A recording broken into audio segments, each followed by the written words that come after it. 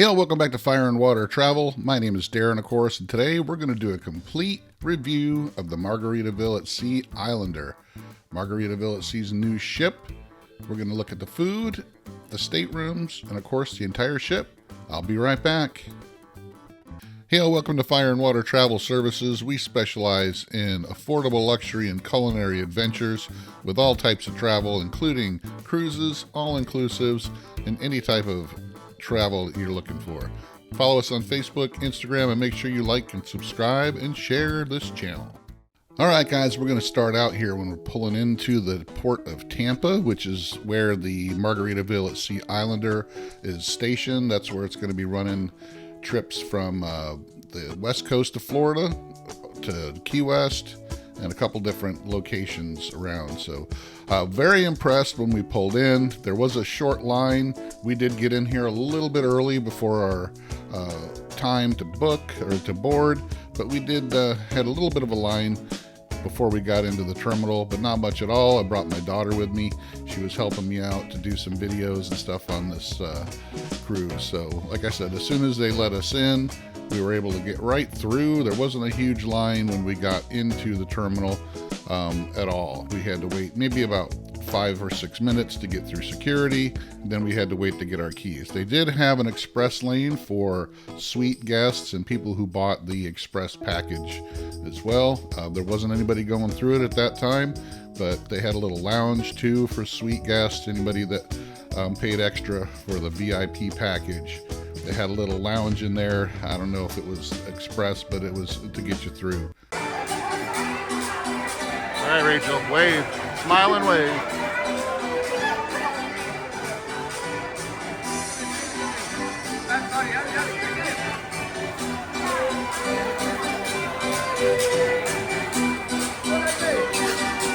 Like I said, guys, we were actually on the ship within 20 minutes of going through security, so it wasn't bad at all getting our keys. This gentleman right here is Mr. A. He took care of us. Really special guy. He is the director of hotel services for the ship and for Margaritaville at Sea. He takes his job seriously. He's got over 30 years experience. He gave us a short little tour. I don't know why they flagged us as being VIPs, but as soon as we walked in, he grabbed us and took us on a little tour of the ship, which really impressed us and gave us some special things. Actually got us upgraded to a suite as well. But the ship overall has some great artwork. You can tell that they did a really fine job refurbishing and changing it all to a Jimmy Buffett theme. This was a 20-year-old Costa ship that ran over in the Mediterranean for a number of years. And what Mr. A told me is they completely gutted it, changed it to the Jimmy Buffett theme. And you can tell everything around the ship was, Jimmy Buffett artwork, everything about songs, the Jimmy Buffett songs and everything. So they totally did a really good job of upgrading and changing everything out. As you can tell, they got the little ship here as well. All right, guys, the first thing we're going to look at is the staterooms. We were fortunate enough to get both a breezy balcony room at first, and then we were upgraded to a suite. So this is the breezy balcony. So this is a standard breezy balcony. If you get a balcony room, this is what you get. It's got a couch. It's a pull-out, decent-sized, regular, cabin or bathroom that you would have on any cabin. Decent amount of cabinet space as far as closet goes. 2 hanging closets. And then also some storage in the other cabinet as well. And then it has some drawers as well. And a little mini fridge here. Just put water and stuff in there and then some more storage. Nice, decent, brand new television. Of course, the artwork on the wall is all Jimmy Buffett themed. USB ports in both lamps on each side of the bed. And also it has a decent sized balcony as well, with a couple brand new chairs and a little table sitting on there. One of the things, they didn't really do a whole lot touching up the balconies, which is okay. You don't spend a ton of time on there either. So in the stateroom, they have one 120 plug and then one European plug that you can get an adapter for. Like I said, guys, we were upgraded to a deluxe terrace suite, and this is the little changing makeup area with its own closets and storage, drawer storage. Opens to the bathroom with dual sinks, full-size shower and tub with jets. Probably worth it just for the upgrade for the bathroom. The suites do come with priority embarkation and debarkation, access to the Islander restaurant, and a couple other perks as well. It has its own little bar area with a little refrigerator and little bar seats. It has a lot more storage out here as far as cabinets and drawers.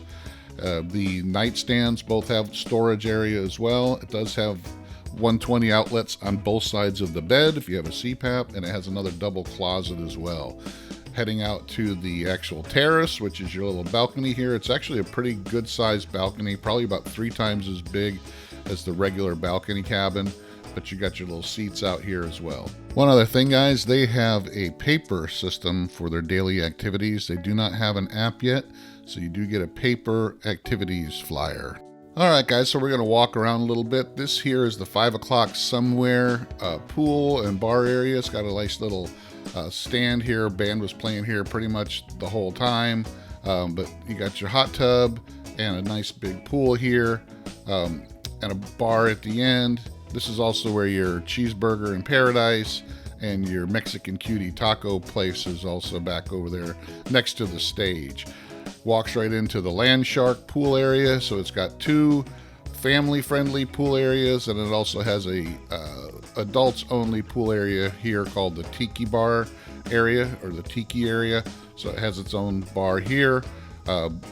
All the pool areas have their own bars. So the land shark area has a land shark bar. This is the Tiki area, adults only. So it has some loungers out here and a smaller pool and hot tub. And most of the time this was kind of filled up with adults, so there were a lot of adults in here on their own, taking advantage of the Tiki Bar area. Tiki Bar area has a couple eateries as well that are open mostly for lunchtime and all that. One of the cool things about sailing out of Tampa Bay, guys, is you get to go under the Skyway Bridge, which is a really huge, tall bridge, but the ships can barely get under it. Say Skyway. Skyway. I'm sorry.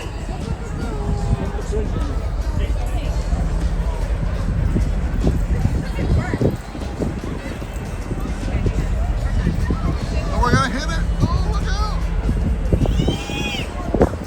Tampa! Damn! Yeah!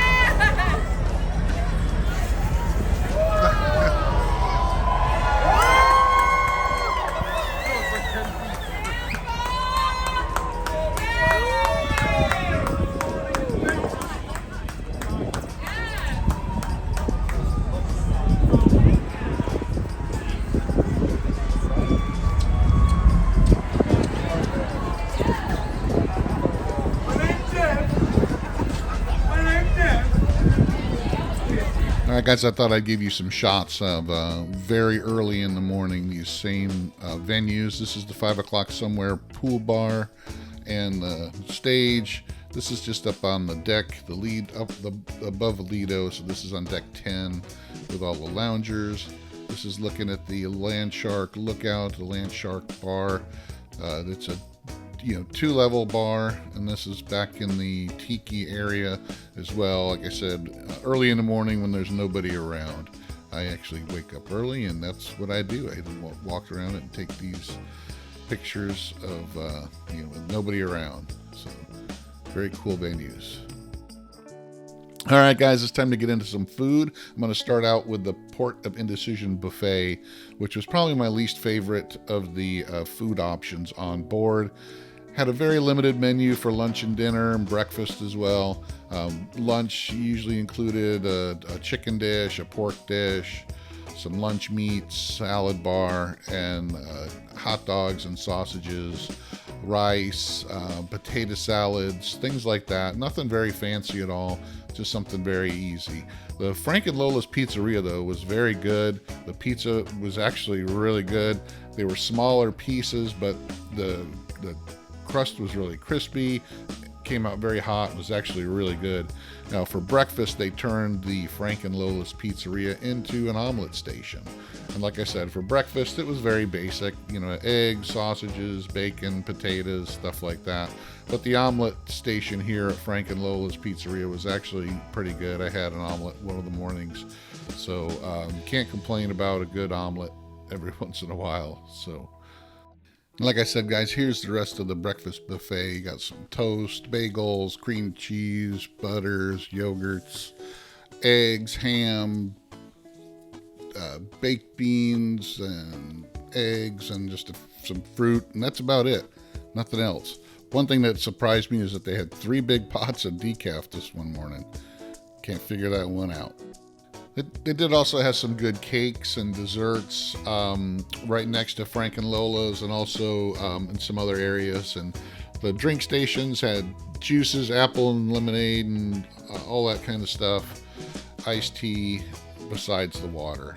This was the Cheeseburger in Paradise, which had pretty decent burgers. I wouldn't compare them to Guy's. They were probably a little bit under what Guy's Burger is on Carnival, but very cool, very fast service, and they were always good and fresh, and they had a nice little condiment and toppings bar you could put just like at Guy's Burgers. So fries were always fresh and tasted really good as well, so I can't beat it. It was a good burger.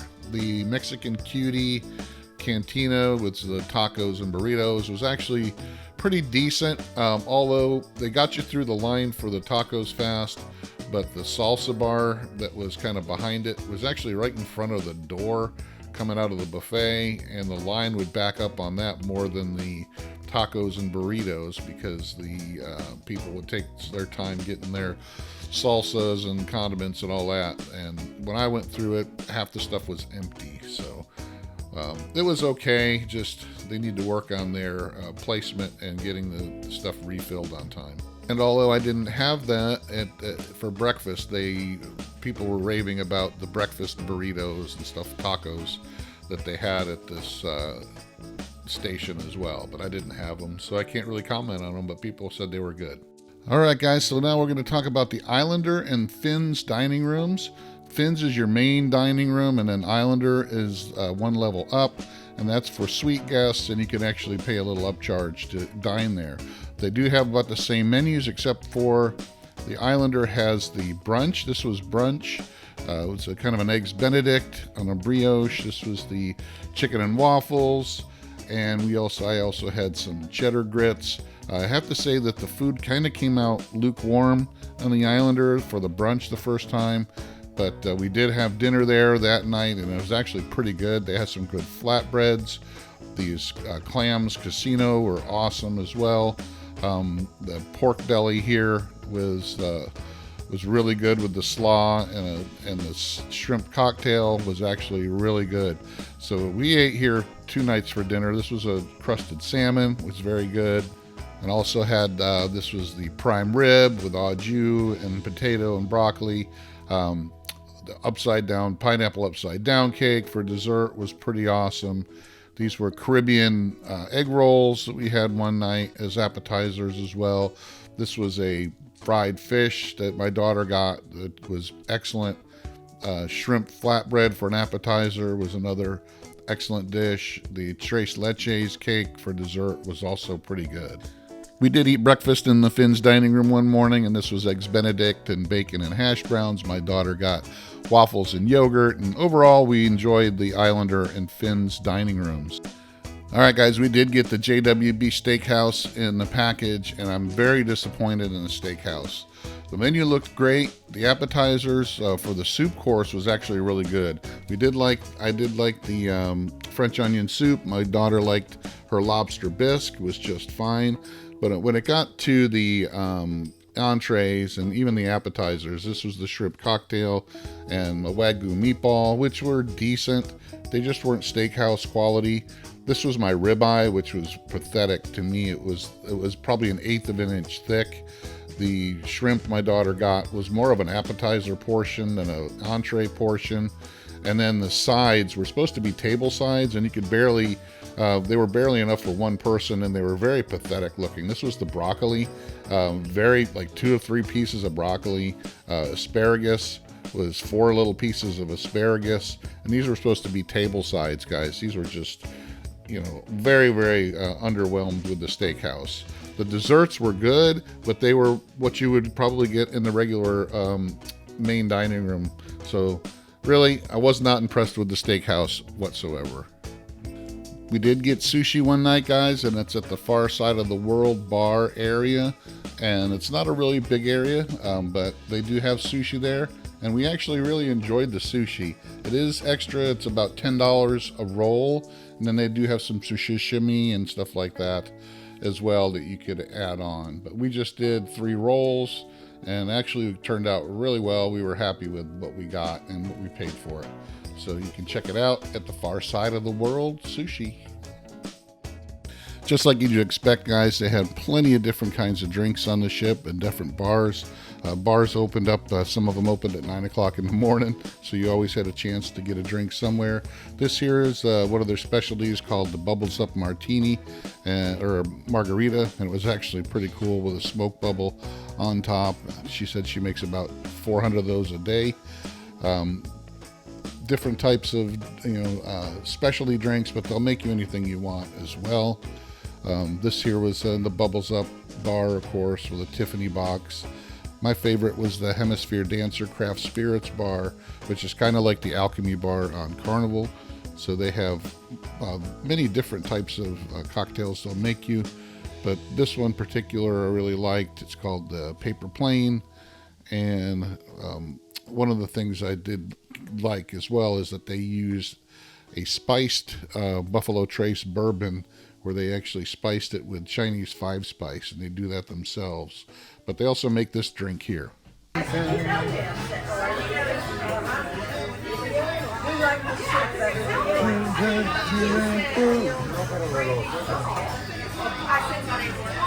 What's the Mile High?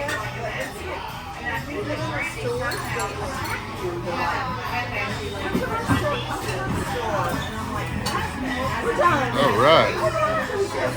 Again, guys, they have several different theme bars. The Havana Daydream and Sports Bar has, of course, Latin type atmosphere to it. The Cuban and South American type drinks as well. So mojitos and all different kinds of drinks you would find in the Caribbean and the South America and Central America. They do have a dance club called Hot Hot Hot that's open late into the night, and they actually have it a couple times where it's only open for teenagers, but it's got the lighted up dance floor and it's multi-level as well. So the Flip Flop Bar is your main bar in the atrium next to the big Flip Flop, of course, but this one is the one that's open at 9 o'clock every morning, and it's open late into the night as well. Again, they have several different specialty drinks for this bar, but anything you want, you can get there. This bar is actually down in the Coral Reef Lounge, and it's only open when they're doing shows down there. This is the Tiki Bar that is in the Tiki area on the back of the ship that is adults only, and this here is your coffee bar. Okay, the coffee shop is not included in your drink package, and the coffee shop has your specialty coffees, but they also have some panini sandwiches, some specialty sandwiches, some specialty desserts, and those are all upcharged as well. They're not included in any package, so if you're going to get those, you're going to be paying extra. I know the coffee is still another $5 or $6, even if you have the drink package, which I was kind of upset with, because if you have a drink package, you should get your specialty coffees. But all right, guys, let's talk about some entertainment here. I was really impressed with the shows that they put on, and you're going to see a couple samples of it right here.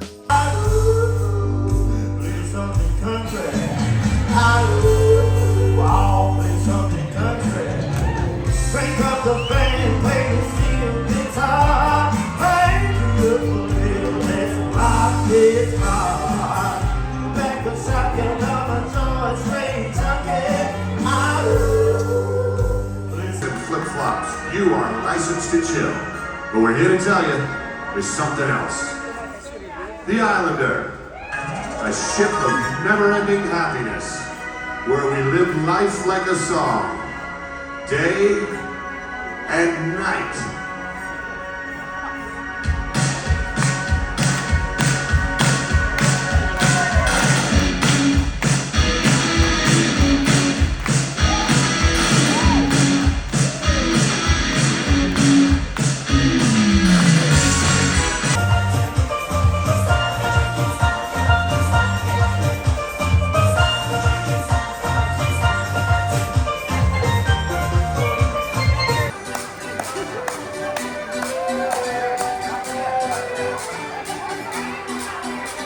The Far Side of the World Lounge, guys, is where they had a lot of the trivias and all kinds of different dance lessons and things like that. So we had a good time. We spent a lot of time here doing a lot of the different trivias and stuff like that, and some of the dance lessons.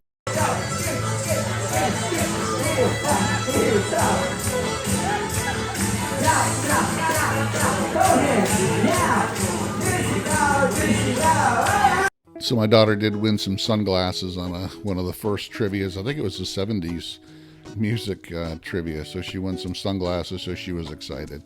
So the Margaritaville at Sea Islander does have a pickleball court on the top deck, and it also has a mini golf course as well. That's, Jimmy Buffett themed. When you got your margarita, blender here, and the Key West theme, and the cheeseburger in paradise. But they also had a cornhole course, mini cornhole course. It had about 5 or 6 holes you could actually play as well. So pretty cool. Lots of things to do for kids and people as well. The Coral Reef Lounge is where they did a lot of the karaoke and a few other little shows. But we're going to give you a sample of that.